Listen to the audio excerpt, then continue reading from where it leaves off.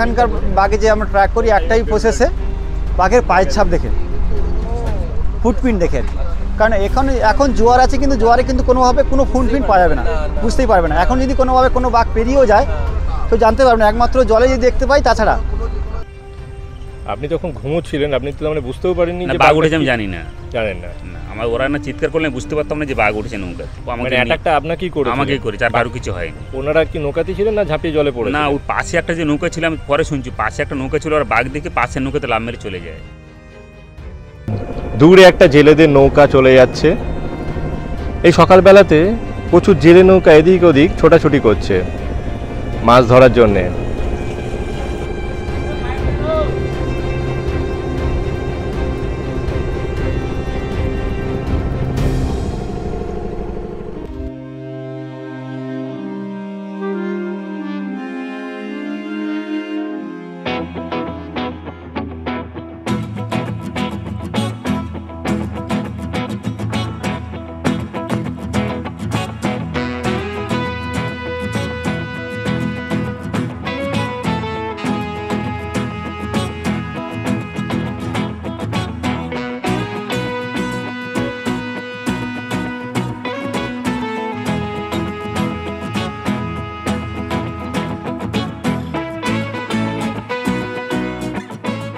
Good morning.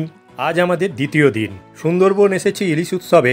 ইলিশ তো খাবই, কিন্তু মনের মধ্যে রয়েছে বাঘ দেখার বাসনা। সেটাকে বাদ দিই কিভাবে? সুন্দরবনে আসতে হলে কোনো না কোনো ট্যুরিজমের মাধ্যমে আসাটাই ভালো। এখানে ছোট বড় নানান ট্যুরিজম আছে, তবে বেশিরভাগ ট্যুরিজমেরই নাইটে থাকার জায়গা হলো গোসাবার পাখিরালয়। কিন্তু আমি একটু অফবিট জায়গা খুঁজছিলাম, তাই খুঁজতে খুঁজতে একটা ট্যুরিজমের সন্ধান পেলাম, যাদের থাকার জায়গা হলো বালি আইল্যান্ডে। এটা কোলাহল মুক্ত অফবিট একটা গ্রাম্য site, Sundarban royal eco resort and tourism. সবুজ বনানীর মাঝে এই রিসর্টটাতে 3টে স্ট্যান্ড অ্যালোন বিল্ডিং আছে, যার প্রতিটাতে 4টে করে রুম আছে। ওপরের রুমগুলো এসি আর নিচের রুমগুলো নন এসি। এখানে টোটাল 7টা এসি রুম আছে আর 5টা নন এসি রুম আছে, আর আছে দুপাশে 2টো কটেজ। অনেক বিস্তৃত এই রিসর্টটা। আর এই রিসর্টের পাশেই রয়েছে দুর্গাদুয়ানি রিভার। এনাদের সিলেক্ট করার আর একটা কারণ হলো এরা MSME ministry of tourism government of India certified ISO 9001 certificate আছে। এই সার্টিফিকেট থাকার অনেক সুবিধা আছে।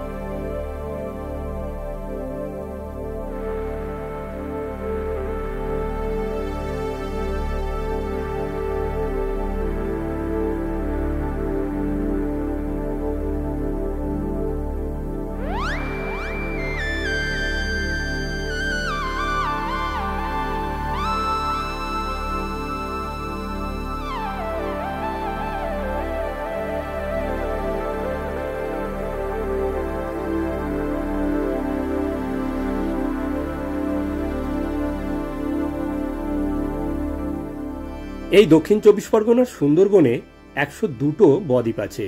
তার মধ্যে 54টি বদ্বীপ জনবসতিপূর্ণ, বাকি 48টি বদ্বীপ হল সংরক্ষিত অভয় অরণ্য। এইটা সুন্দরী গাছ, এটাই হলো সুন্দরবনের সুন্দরী গাছ। এই গাছের নাম অনুযায়ী এখানকার নাম হয়েছে সুন্দরবন। এখানে ফল হয়ে রয়েছে মনে হচ্ছে। হ্যাঁ, ফল ধরেছে। এর পাতাটা একদিকটা সবুজ আর একদিকটা সাদা, বাই কালার। সুন্দরী গাছের ডাল এবং পাতা। আজকে আমাদের MB প্রিয়াংশু বোটের কান্ডারি হলেন সাহেব দানি। আজকে আমাদের যাত্রা শুরু হলো বালি আইল্যান্ড থেকে। এই নদীটা হলো দুর্গাদুয়ারি নদী। আজকে আমাদের দ্বিতীয় দিন এখানে রয়্যাল ইকো রিসর্টের ট্যুরিজমের পক্ষ থেকে। ওনারা যে আমাদের একটা রুট চার্ট করে দিয়েছেন, সেই রুট চার্ট অনুযায়ী আজকে Sajnekhali watch tower, Sudhanyakhali watch tower, Dobanki watch tower, Gazikhali, Bonbibi, Bharani এবং পীরখালি, এই জায়গাগুলো মোটামুটি ঘোরানো হবে। তবে আমরা আজকে যেতে চেষ্টা করব কোর এরিয়ায়। এগুলো তো আছেই, তার সঙ্গে কোর এরিয়াটা হবে মেন আমাদের উদ্দেশ্য। যেখানে অবশ্যই হয়তো আমরা পেয়ে যাব বাঘ। আমরা এখন বিদ্যাধরী নদীর উপর দিয়ে যাচ্ছি। আপনারা এখানে দুটো ওয়ার্ড সবসময় শুনতে পাবেন, একটা হচ্ছে ভরানি আর একটা হচ্ছে দুয়ানি। আপনারা ভরানি এবং দুয়ানি এই দুটো ওয়ার্ড প্রায় শুনে থাকবেন। ভরানি মানে হচ্ছে দুটি খাড়ি যেখানে একসাথে মিলিত হয়, আর দুয়ানি মানে হচ্ছে যেখানে দুটি নদী একসাথে মিলিত হয়। এই দুটো ওয়ার্ড আপনারা প্রায়ই শুনতে পাবেন এখানে।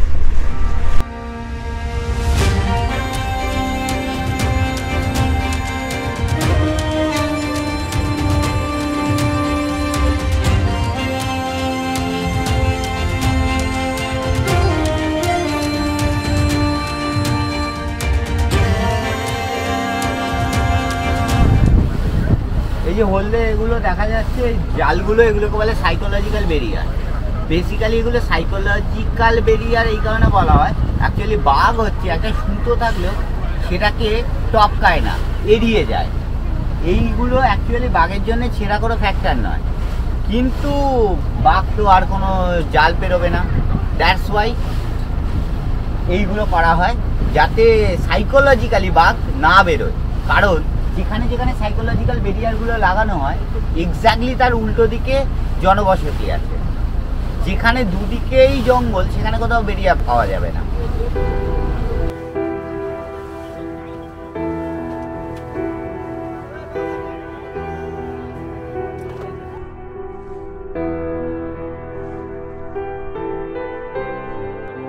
আজ আমাদের টান টান উত্তেজনা, তাই তাড়াতাড়ি ব্রেকফাস্টটা সেরে নিলাম।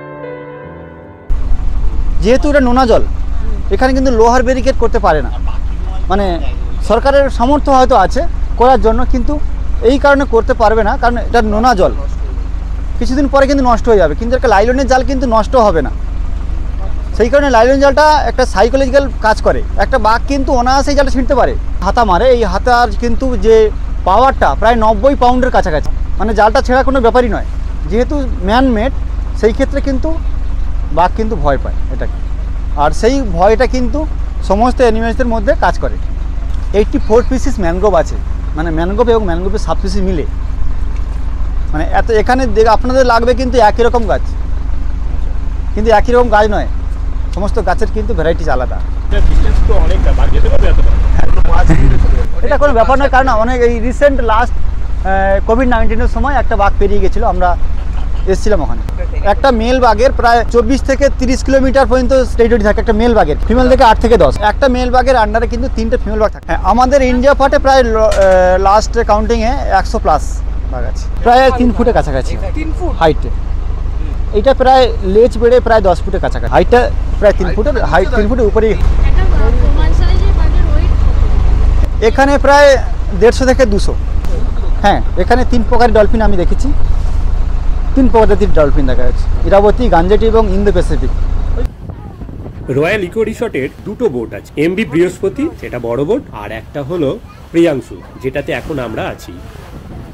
এমবি বৃহস্পতিতে এই পাশের বোটটাতেই রান্না বান্না হচ্ছে, ওখান থেকেই সাপ্লাই হচ্ছে আমাদের এই ছোট বোটটাতে।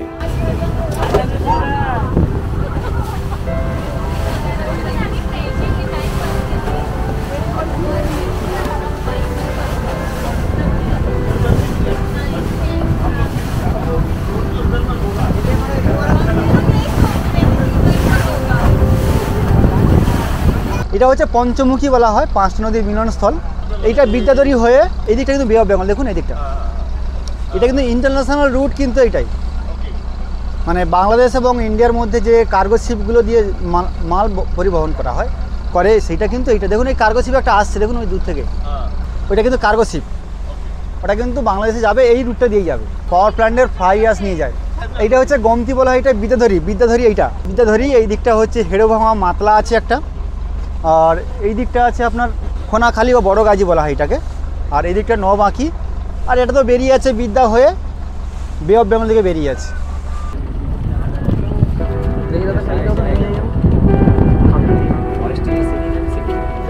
সামনেই দোবাকি আসছে, দোবাকি ক্যাম্প। আমরা এখন চলে এলাম দোবাকি ক্যাম্পে। এখানে এরম দুদিকে ফেন্সিং করা আছে এবং গেট থেকেই ক্যানোপি ওয়াক শুরু। এগুলো হলো গরান গাছের চারা, এগুলো হলো বাইন গাছ।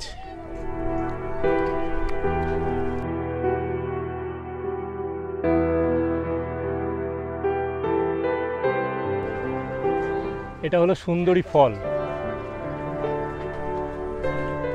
এটা কাঁকড়া ফুলের গাছ। হ্যাঁ, কাঁকড়ার মতো দেখতে, খেকড়া। এখানে রয়েছেন মা বনবিবি। ইনি সুন্দরবনের অধিবাসীদের খুব জাগ্রত দেবী।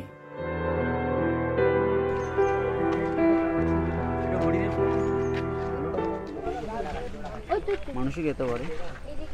রেড আছে, ইয়েলো আছে, ওই যে ইয়েলো, ওই যে রেড আছে। এই দোবাকি ক্যাম্পে হাফ কিলোমিটার ধরে রয়েছে ক্যানোপি ওয়াক। এখান দিয়ে হাঁটতে হাঁটতে গেলে জীবজন্তু দেখার সম্ভাবনা প্রবল থাকে। দূরে দেখা যাচ্ছে 4-5টা হরিণ জল খেতে এসেছে।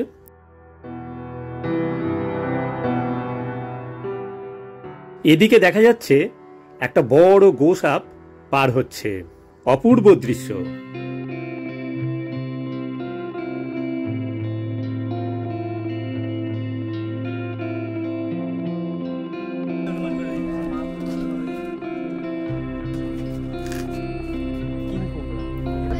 এটা হলো গেঁয়ো গাছ। দোবাকি থেকে আমরা ফিরে এলাম, তবে এরপরে কিন্তু আমরা একটু সরু খাড়ির দিকে যাওয়ার চেষ্টা করব। সামনেই দেখা যাচ্ছে একটা হরিণ।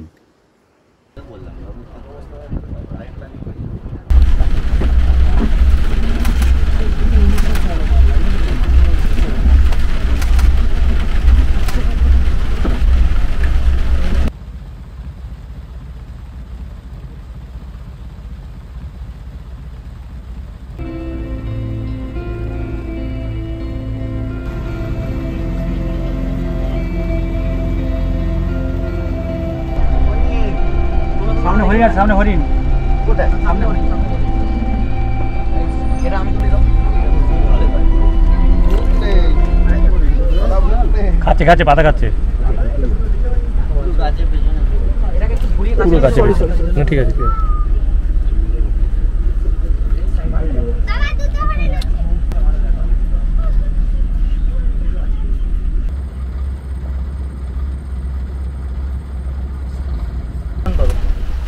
একটু ভিডিও না, টেনে চলে গেলে কেন? ঘোরাবে ঘোরাবে ঘোরাবে ঘোরাবে না। চল।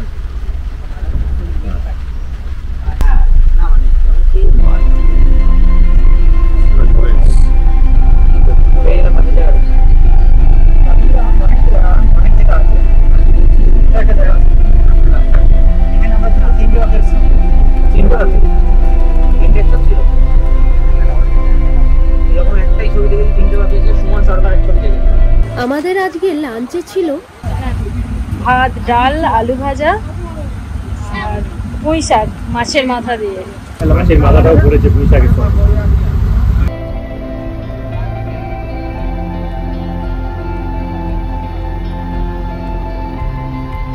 বেশ বড় বড় সাইজের গলদা চিংড়ি দিয়ে মালাইকারি, দারুণ কালারটা এসছে।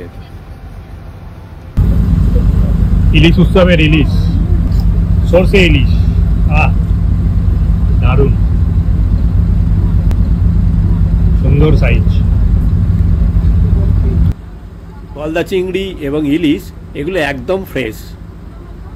নানান রকম পদ, কত খাবো। খেজুর গাছের মতো এইগুলো হচ্ছে হেতাল গাছ, টাইগার ফার্ম। এবার এলো শেষ পাতে চাটনি, টমেটো, কাজু বাদাম, কিশমিশ দিয়ে চাটনি, পাঁপড় আর চাটনি, দারুণ কম্বিনেশন। বোটের নিচেটা ঢোকার মুখেই রয়েছে দুটো টয়লেট, তারপরে একটু এগোলেই দুপাশে রয়েছে বিছানা পাতা।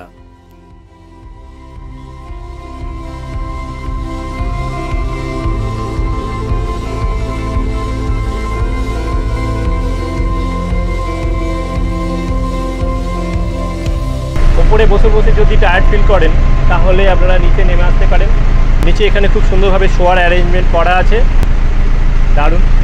কিছুক্ষণ টাইম এখানটা শুয়েও নিতে পারেন, তাহলে কি হবে, একটু রেস্ট হয়ে যাবে।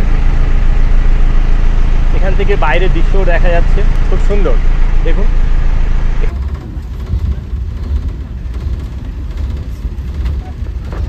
গাদা আছে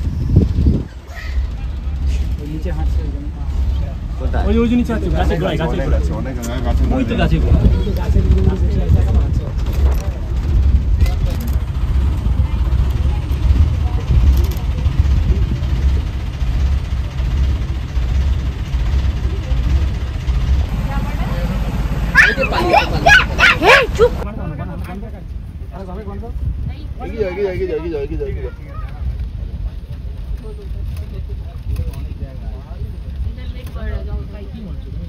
আমরা আমাদের সজাগ দৃষ্টি দিয়ে খুঁজে চলেছি সেই দক্ষিণ রায়কে।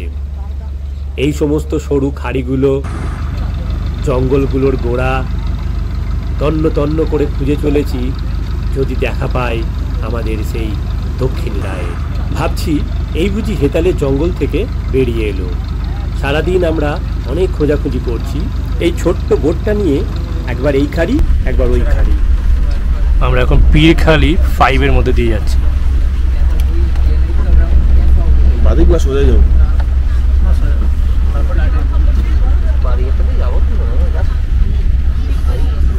এক্ষুনি আটকে যাবো। এই জায়গাটা হলো চোরাগাজী খালি।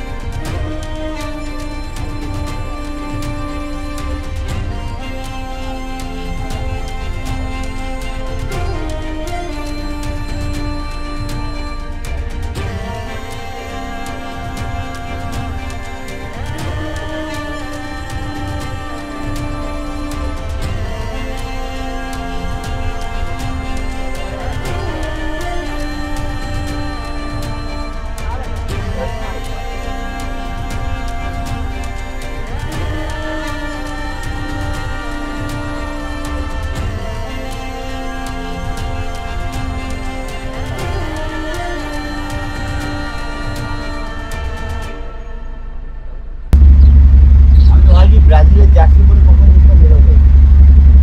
অনেকক্ষণ ধরে ওয়েট করে যাচ্ছি, কিন্তু কিছুই হচ্ছে না। একটা বেরিয়ে আসবে থেকে, ক্যামেরা পুরো রেডি আছে, কিছু তো বেরো, অনেকক্ষণ ধরে বসে ওয়েট করে যাচ্ছি আমরা। এই কত করে সুবর্ণখালি পৌঁছে গেলাম।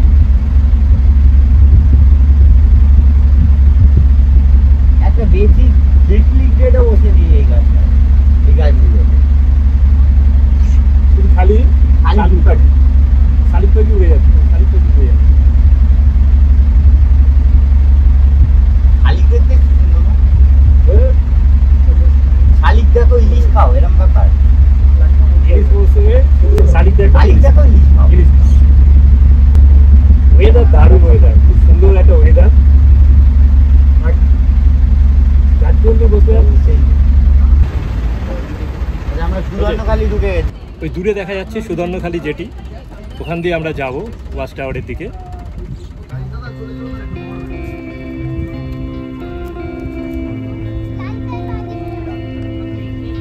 আমরা চলে এসেছি সুবর্ণখালি জেটি ঘাটে। গেট দিয়ে প্রবেশ করেই বাঁ দিকে রয়েছে বাঘ দেবতা মা বনবিবির মন্দির।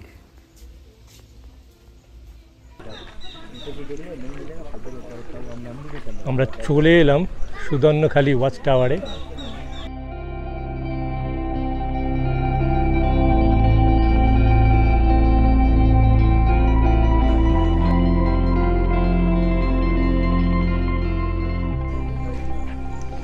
আমরা এখন ওয়াচ টাওয়ারের উপরে উঠছি। দেখা যাক এখান থেকে বাঘ দেখা যায় কিনা। এটা হলো সুদর্ণখালী ওয়াচ টাওয়ার। এখানে কিছু মিষ্টি জলের পুকুর করা আছে।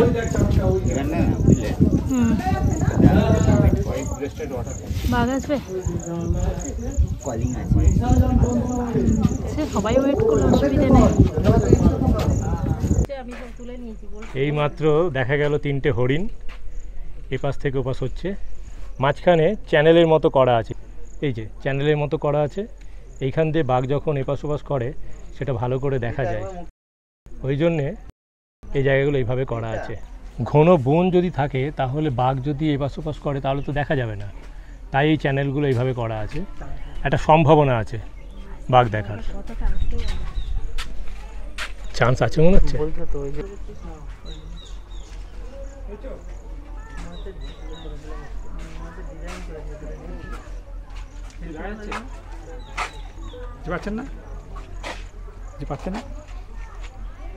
হরিণ কল করছিল, পাখি ডাকছে, সম্ভাবনা আছে আর কি। কিন্তু উপায় নেই, 5টা বেজে গেছে। ফরেস্ট ডিপার্টমেন্ট থেকে 5টার পর আর টুরিস্টদের জঙ্গলে থাকতে দেয় না, তাই আমাদের অগত্যা ফিরে আসতে হলো। দেখুন গেটে চাবি পড়ে গেল। আমরা আজকে ফিরে এলাম। আমাদের আজকে ছিল ডে 2, ট্যুরটা করে ফিরে এলাম। ঘরে ফিরে আসার পর ইভিনিংয়ে আমরা চা মুড়ি পকোড়া খেয়েছিলাম। রাতে ডিনারে ছিল ভাত, স্যালাড, পটল ভাজা এবং মটন কারি।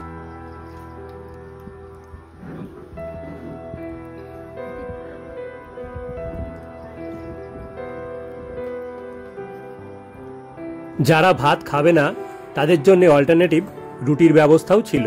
মটনটা খুব সুন্দর সেদ্ধ হয়েছিল আর খেতেও খুব ভালো হয়েছিল।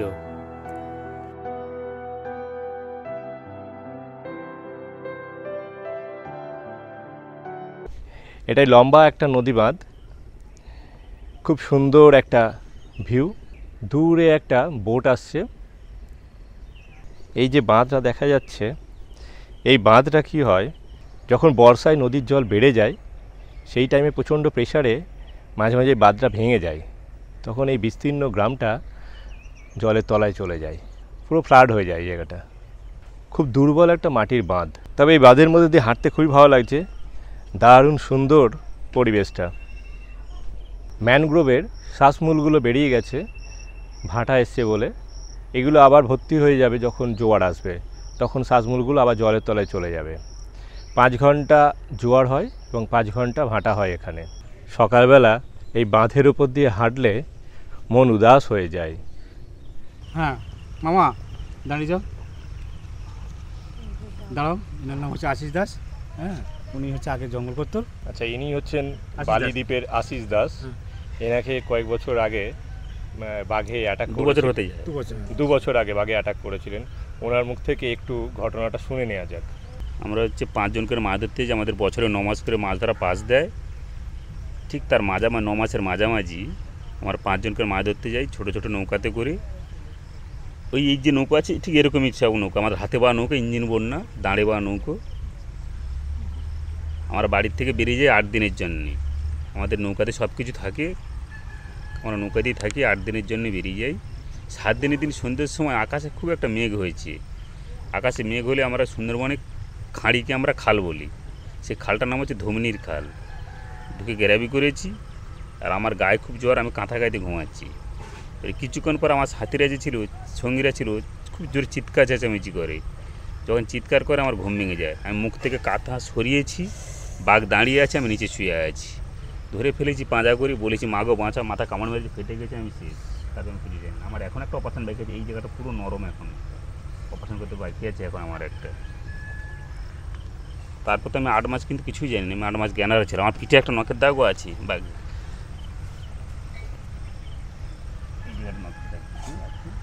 হ্যাঁ, দেখা যাচ্ছে। হ্যাঁ, আর এই নাকটায় নখ লেগেছিল, মাথা কামড় মেরেছিল। আমার হ্যাঁ, আমার থাই চামড়া কেটে লাগানো আছে, সার্জারি করে এই চামড়া কেটে লাগানো। হ্যাঁ, হ্যাঁ, এখন কলকাতায় যাই, মাসে মাসে চেক আপে যাই। এখন একটা অপারেশন এই জায়গাটা ম্যাম অপারেশন বাকি আছে, এই জায়গাটা পুরো নরম। তারপরে আপনাকে সরকার থেকে কোনো সাহায্য করেছে? সরকার থেকে আমার কোনো সাহায্য করেনি। এই যারা সুন্দরবনে বেড়াতে আসে ওই ট্রাভেলসে তারাই আমাকে যদি কেউ ডাকে কিছু দেয়, আমার ওষুধ কিনা টাকাটা চলে, কিন্তু অপারেশন হবে কিনা আমার জানা নেই। কেন এখন এটা করতে গেলে ডাক্তার বলছে 2 লাখ টাকা আরও লাগবে, কিন্তু আমার বাবার তো সব শেষ। আমরা এখন আছি রয়্যাল ইকো রিসর্টে। খুব সুন্দর একটা এদের রিসর্ট প্রপার্টি। তো আজকে আমরা এখান থেকে ডিপারচার করব, জাস্ট আমরা রেডি হচ্ছি।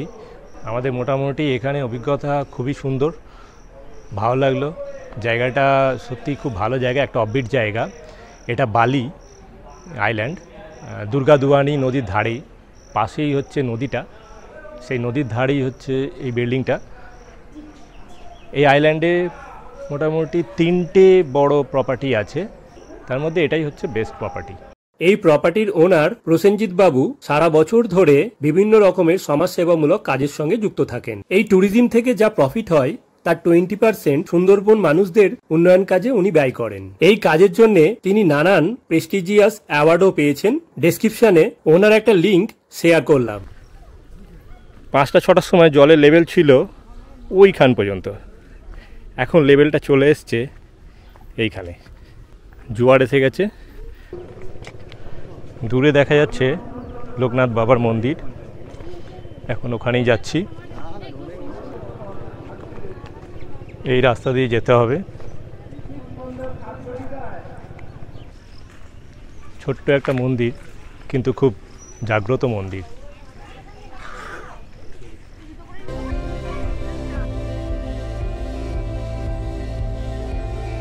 কিছু বসার জায়গা এখানে করা আছে। মন্দিরটা অলমোস্ট 40 ইয়ার্স ওল্ড, খুব জাগ্রত মন্দির। এটা বালি আইল্যান্ডে অবস্থিত মন্দিরটা, লোকনাথ বাবার মন্দির। গোপাল বেরিয়ে এলো ভোগ নিয়ে, গোপাল ভেতরে ভোগ নিয়ে বেরিয়ে এলো লোকনাথ বাবার মন্দির থেকে।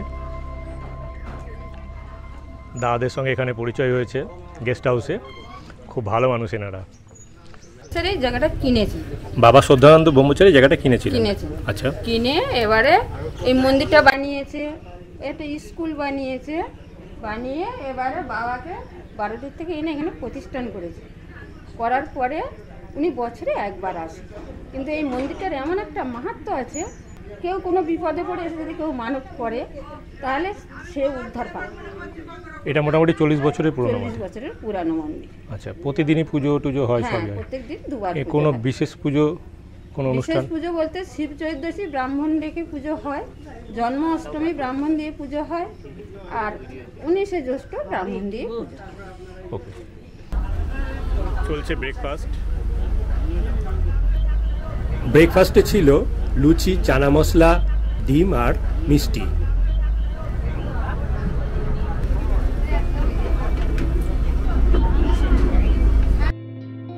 আমরা পৌঁছে গেলাম পাখিরালয়।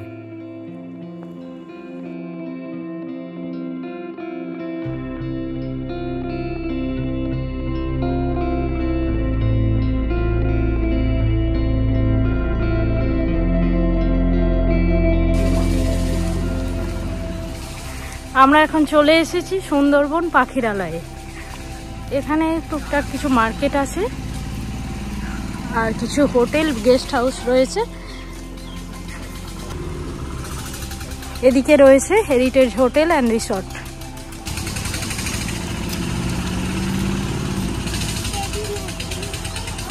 বনে আর বাঘ দেখতে পেলাম না, এখানে দেখি মন ভরাতে হলো। এখানে প্রচুর হোটেল আর রিসর্ট রয়েছে। এখানে তেমনভাবে কিছু দেখার নেই, তাই আমরা আবার ফিরে চললাম।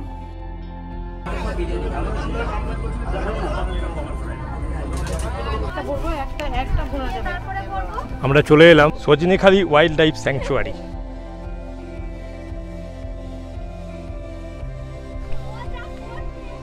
এখানে অনেক জন্তু জানোয়ার আছে।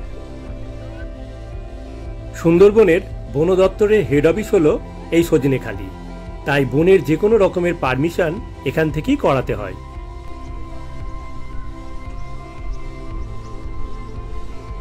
এখানে আগে কুমির ছিল, এখন আর কুমির নেই। এই এখানে অরিজিনাল আছে, ওই দেখো মুখ তুলছে, ওই দেখো কচ্ছপ। কচ্ছপের লাংস থাকার জন্য ওরা বেশিক্ষণ জলে ডুবে থাকতে পারে না, কিছুক্ষণ অন্তর অন্তর ওদের বাতাস থেকে শ্বাস প্রশ্বাস করার জন্যে অক্সিজেন নিতে হয়, তাই জলের থেকে বারবারই ওরা মুখ বাড়ায়। এবং বিভিন্ন ধরনের হ্যান্ডক্রাফটসের জিনিসপত্র আছে।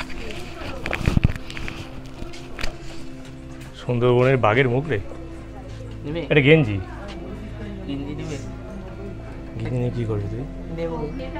আচ্ছা আচ্ছা, এখানে বানানো হয়।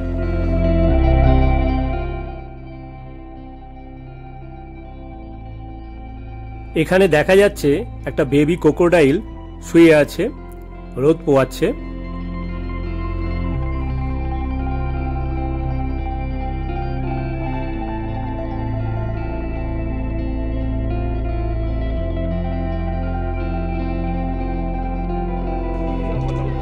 সজনেখালির মিউজিয়াম হলো এটা, এখন এটা বন্ধ আছে কয়েক বছর ধরে, এটা পরে আবার চালু হবে, এটা রিনোভেশনের কাজ চলছে।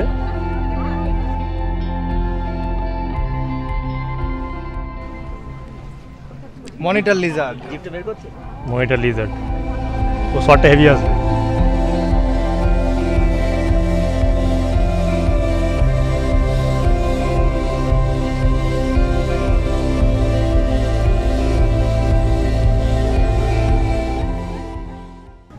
কুমির আমরা দেখলাম, এটা তো ইয়ে সাপ, গোসাপ। গোসাপ গোসাপ এই যে ওই তো যাচ্ছে, ওই দেখো এত বড় গোসাপ। ও আচ্ছা, ওই যে ছবিটা তুলে নে, খুব বড় গোসাপ। অনেক ডিমান্ড ছাড়াও আছে এখানে, টুরিস্টও থাকতে পারে। হ্যাঁ, টুরিস্ট থাকতে পারে এখানে, সেরকম সব কিছু ব্যবস্থা সরকারিভাবে আপনাকে বুকিং করতে হবে, গভর্নমেন্টভাবে সরকারিভাবে সেটা এখানে বুকিং করতে হবে। কিন্তু এখানে একটা মানে যখন 4টে বেজে যাবে, গেট বন্ধ হয়ে আপনি কোথাও বেরোতে পারবেন না, আপনাকে আবদ্ধ থাকতে হবে। এই জন্য এটা হচ্ছে একটু রেস্ট্রিক্টেড আছে। হ্যাঁ, একটু রেস্ট্রিকশন আছে, জঙ্গলের ভিতরে টাইমিং মেনটেন করতে হবে, বেরোনো যাবে না। তার মানে এখানে ওয়াচ টাওয়ার যেটা আছে সেটাকে অনেক বেশি টাইম ধরে মানে এনজয় করতে পারবে, মানে টাইম দিতে পারবে, ওয়াচ টাওয়ারটা টাইম দিতে পারবে, যেখান থেকে বাঘটা দেখা যেতে পারে, সম্ভাবনা আছে। কিন্তু এটা কি এখন মানে ঠিক আছে? এটা মানে এখানে থাকে না, এটা এখন এটা পরিত্যক্ত হয়ে গেছে, এখন ভেঙে চুরে গেছে বলে এখানে এখন আর রাখা হয় না, মানে কেউ কোনো গেস্ট আসে না। এটা হলো সজনেখালি ওয়াচ টাওয়ার, এর ওপর থেকে এখানে কিছু মিষ্টি জলের পুকুর করা আছে, সেখানে বাঘ হরিণ এরা সব আসে, এসে ওখানে জল টল পান করে, ওটা দেখা যায়। দেখি আমরা উঠি, কিন্তু ওপরে উঠতেই চোখে পড়লো দুটো মৌচাক হয়েছে, সুন্দরবনের মৌচাক।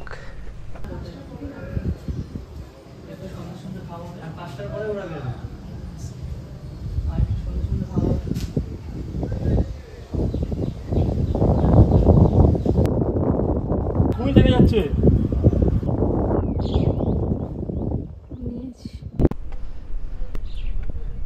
দূরে জলের মধ্যে দেখা যাচ্ছে কয়েকটা টার্টেল ভেসে উঠেছে।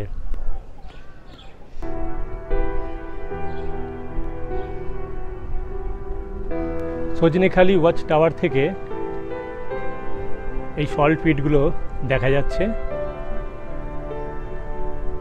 এখন জোয়ারের জল ঢুকে গেছে।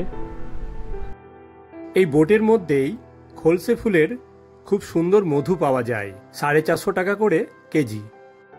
আমরা এখান থেকেই মধু কিনেছিলাম, কোয়ালিটি বেশ ভালো।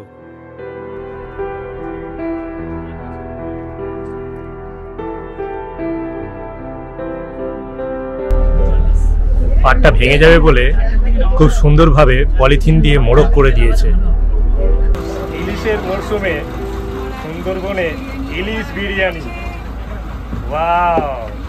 উপরের পুরো লেয়ারটাই রয়েছে ইলিশ মাছ, গোটা গোটা কাঁচা লঙ্কা ছড়ানো রয়েছে।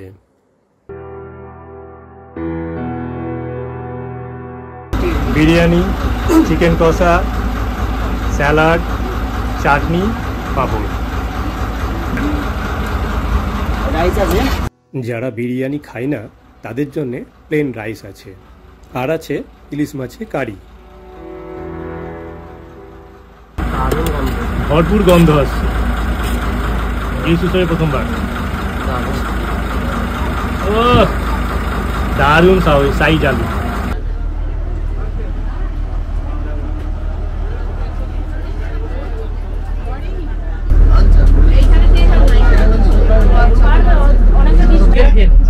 সুন্দরবনের ইলিশ বিরিয়ানি, যার জন্য এত রমরমা। সত্যি ইলিশ বিরিয়ানিটা অসাধারণ হয়েছে। বর্ষায় সুন্দরবনের ইলিশ উৎসব এবার যেন সার্থক হলো। এই গত 3 দিন ধরে সারাক্ষণ ইলিশের বিভিন্ন রকমের পদ খেয়ে সত্যি মনে হচ্ছে ইলিশ উৎসবে আসা সার্থক হয়েছে। সুন্দরবন আসা মানেই কেবল বাঘ দেখা নয়, এছাড়াও রয়েছে বিভিন্ন রকমের পশু পাখি, গাছগাছালি, এখানকার জনজীবন, সর্বোপরি এখানকার অসাধারণ প্রাকৃতিক পরিবেশ। 3 দিন খুব সুন্দরভাবেই কেটে গেল। এখানকার অজানা অচেনা মানুষগুলো কিভাবে অজান্তেই আপন হয়ে গেছে বুঝতে পারিনি। আমাদের ট্যুর অপারেটররাও আমাদের সুযোগ সুবিধার সবসময় খেয়াল রেখেছিলেন। এবার ফিরে যেতে হবে। আমরা বিভিন্ন জায়গায় ঘুরে বেড়াই আর মেমোরিগুলো সঞ্চয় করে রেখে পরবর্তীকালে আপনাদের সামনে উপস্থাপন করি। সঙ্গে থাকুন, দেখতে থাকুন tour memories of RC channel. Thank you.